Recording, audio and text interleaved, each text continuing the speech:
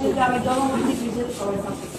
আমি 2003-এ পাশ করে আসছি, তখন বিএনপি সরকার ক্ষমতায়, কিন্তু আমার প্রত্যেকটা মন্ত্রীকে আমার পছন্দ করতে পারবো, আমার কিছু বিশ্বাস করি। অনেক ইভেন্ট দেখলাম, আমার নিজের দল দেখলাম, আমার এটা দেখলাম, আমি রাষ্ট্রপতিরা দিয়ে এখানে কাজ করছি, আমার অনাস্থা আসছে, কর্মচারী না মিলে আমাকে আবার জামানার কাছে সবকিছু মিলাইতে হবে।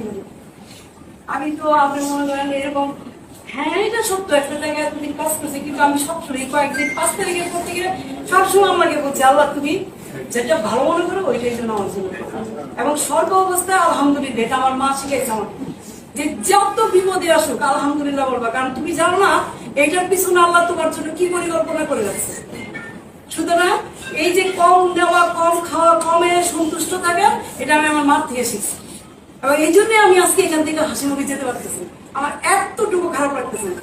এবং আমার বারবার মনে হচ্ছে এইটাই আমার জন্য উত্তম, এইটাই আমার জন্য উত্তম, এবং এইটাই আল্লাহর সবচেয়ে বড়, আল্লাহ আমার জন্য নির্ধারণ সবার জন্য হয়েছে। যদি আমাকে একা কেউ এটা করতে যেত তাহলে অবশ্যই প্রতিবাদ করত।